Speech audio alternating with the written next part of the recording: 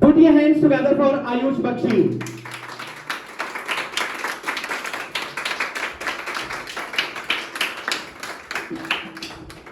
Of course, a very good evening, respected sir and my dear friends.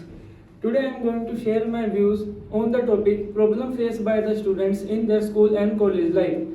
There are many problems in the life of student, but the first ever pressure that the student feels comes from his parents for scoring good marks, and when he is unable to do so, then they start comparing him with his friends and cousins. And on the other hand, in the colleges, the biggest problem that a student faces is ragging. Some senior students force new admission students to do certain things like dancing, etc. And peer pressure is also a common thing in a college.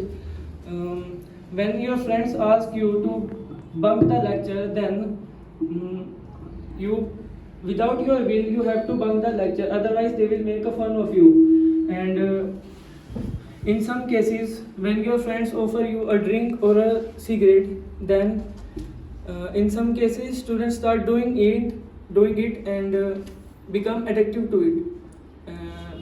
Thank you for listening to me. Very nice. Put your hands together for him. Clapping should be continued for him.